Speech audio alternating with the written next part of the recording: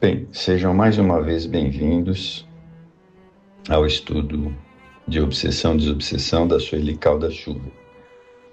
Nós estamos no capítulo 6, a vontade, o poder da vontade. A vontade não é um ser, uma substância qualquer. Não é sequer uma propriedade da matéria mais etérea que existe. A vontade é atributo essencial do espírito, isto é, do ser pensante. O Livro dos Médiuns, Allan Kardec, item 131. Até hoje, o ser humano não se preocupou o suficiente ou não despertou para esta incrível força que traz no imo da alma, a vontade. Se vocês já repararam, a gente só faz as coisas por vontade, senão a gente não faz. Costumou-se assim a ter má vontade para tudo o que dá mais trabalho e que exige perseverança, esforço e abnegação. Como todas as demais potencialidades latentes em nós, a vontade, para a grande maioria, é somente acionada por aquilo que for mais fácil, menos custoso ou, que é pior, para destruir.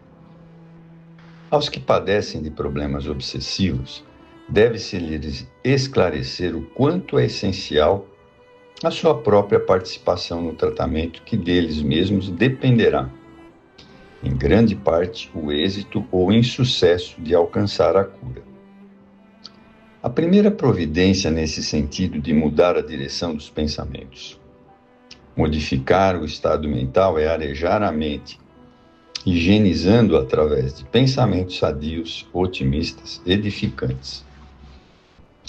É substituir as reflexões depressivas, mórbidas, que resumam tédio, solidão, tristeza por pensamentos contrários a este estado interior, num exercício constante, que se renova a cada dia, aprendendo a olhar a vida com olhos otimistas, corajosos e, sobretudo, pleno de esperança. É abrir as janelas da alma através da prece, permitindo que um novo sol brilhe dentro de si mesmo, gerando um clima interior que favorece a aproximação de espíritos bondosos. Isto só será possível mobilizando a vontade, que, segundo esclarece Emmanuel, é um impacto determinante. Nela dispomos do botão poderoso que decide o movimento ou a inércia da máquina. A vontade do nosso próprio eu está ao controle que dirige a energia mental, encaminhando-a para determinado rumo. E, de acordo com Emmanuel, é isto muito importante nesse nosso estudo. Embora a mente venha a sintonizar com pensamentos emitidos por outras pessoas, a vontade pode impor disciplina íntima, dirigindo e mantendo firmes os pensamentos na direção do bem. A vontade é, pois, o comando geral da nossa existência. Ela é a manifestação do ser como individualidade no uso do seu livre-arbítrio. Temos a liberdade de escolher, de optar, mas só o faremos quando usarmos a vontade.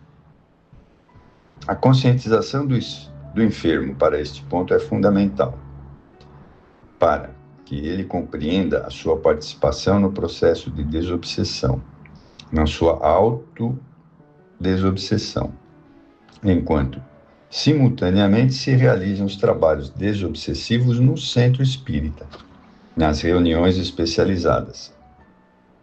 Quando o paciente apresenta condições, todas as noções que a doutrina apresenta devem ser gradualmente ministradas, lembrando-se de que esta é uma tarefa que determina a demanda de tempo e paciência, perseverança e amor.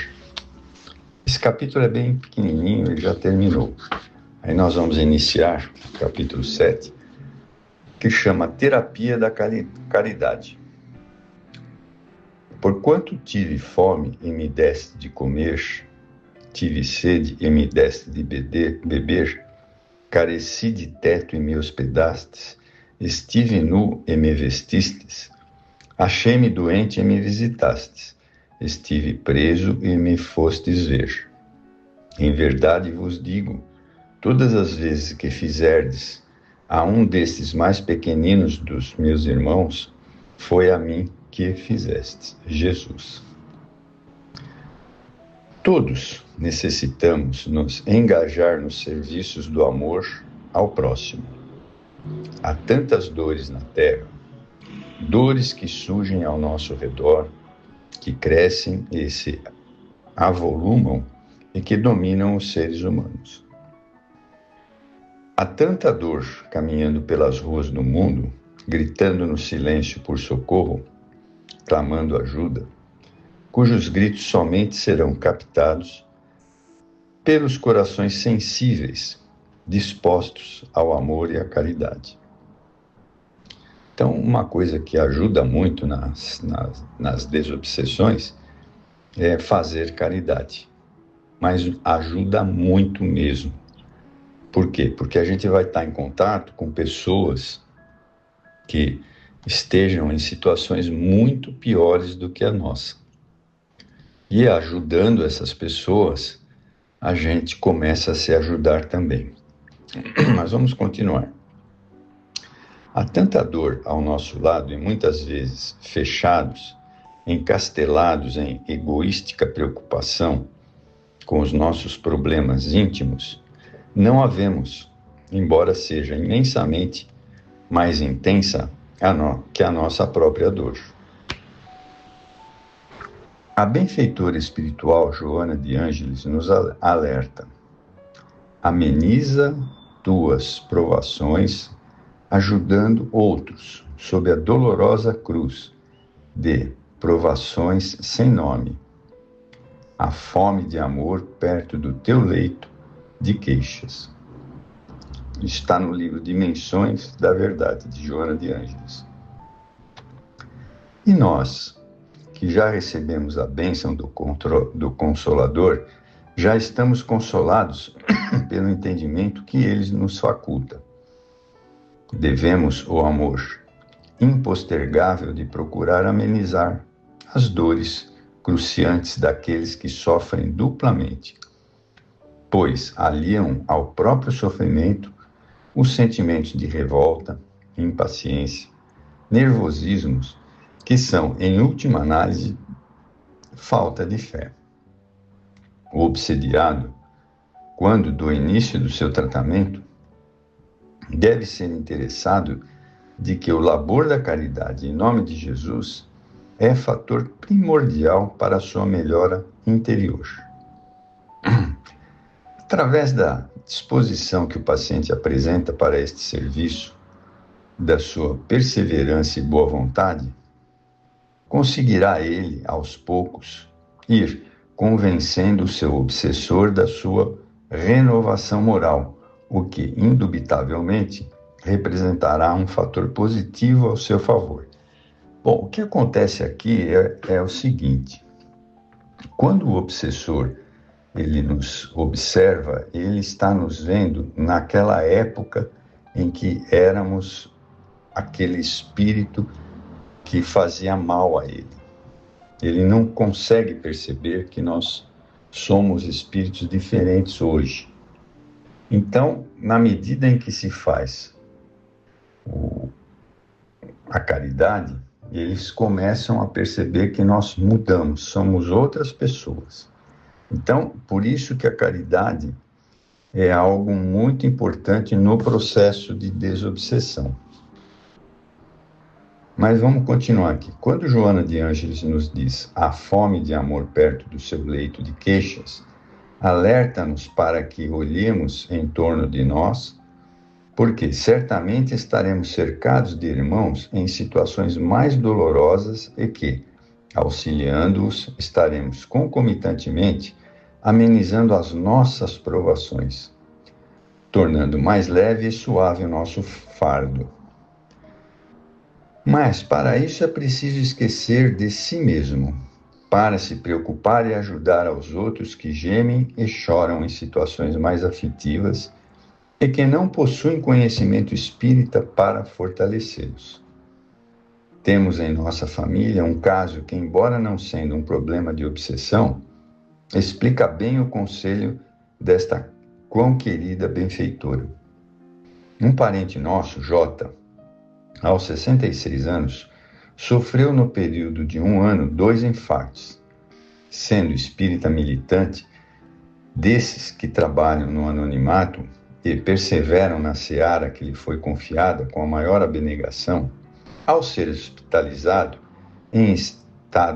estando no centro de tratamento intensivo, no CTI, tão logo teve condições de falar, procurou certificar-se quem eram os seus companheiros, aqueles que estavam ao seu lado em leitos semelhantes em um estado igualmente gravíssimo. Nas 2 vezes, durante todo o tempo que lá esteve, ele se dedicou a conversar e animar, confortar os que estavam padecendo aflições, falando-lhes abertamente do Espiritismo e do conforto e esperança que ele nos dá. Nós, os de nossa família, logo fomos informados dessa sua atitude e das lições de otimismo e fé que ele transmitia aos demais doentes que não cessavam de agradecer-lhes os benefícios das suas palavras, inclusive por intermédio dos parentes, que, informados de tudo, notaram quanto seus enfermos estavam mais confiantes e esperançosos. Era-lhes tão intensa a vontade de reconfortar os companheiros que esta não passou desapercebida dos médicos e enfermeiros de plantão, que não dispensavam também uma conversa amigável com aquele paciente algo diferente dos demais.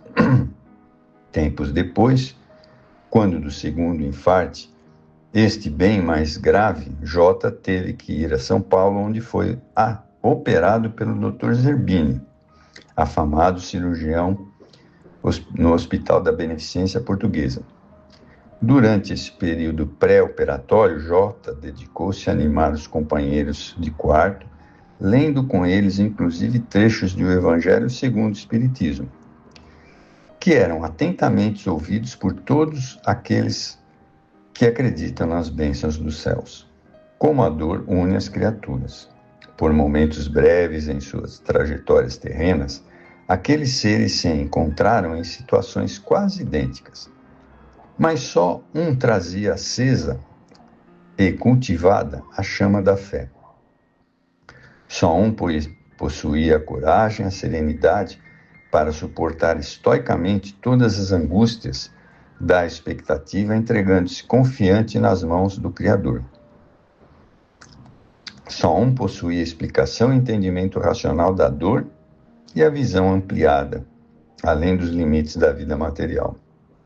Este foi, então, o ponto alto que utilizou para atender aqueles enfermos que se reuniram momentaneamente, não por mero acaso, mas porque necessitavam e mereciam ouvir as notícias de um mundo maior, descortilhando-lhes novos horizontes. Durante os dias que antecederam a cirurgia, alguns membros da família de J, que o acompanhavam, iam ministrar-lhe passes até 2 vezes por dia. Quando, no instante do primeiro passe, J explicou aos companheiros o que iria acontecer, pedindo licença para as preces que iam ser proferidas com maior discrição e sensibilidade, mas que ele julgava ser do seu dever informar-lhes tanto quanto solicitar-lhes permissão, a fim de não ferir a crença de quem quer que fosse. Para surpresa geral, os 3 companheiros de imediato não só aqueceram, como também manifestaram o desejo e, de ser possível, receberem o mesmo benefício. E sob intensa emoção uniram-se os corações nas suaves harmonias da prece e do passe revigorante. E o que é mais surpreendente é que, mesmo havendo horário rígido para as visitas, os membros da família de J entravam e saíam no grande hospital na hora do passe como se não fossem vistos por ninguém, ou como se pertencessem ao ambiente do próprio hospital. Nunca foram sequer interpelados por funcionários, pelos médicos ou enfermeiros, com quem cruzavam muitas vezes os corredores.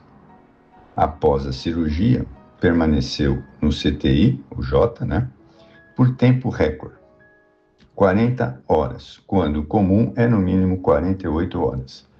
Ao voltar para o quarto, prosseguiu no seu trabalho de animar companheiros, enquanto seu pós-operatório foi considerado pelos médicos o mais surpreendente de todos, tendo em vista o seu estado e a idade.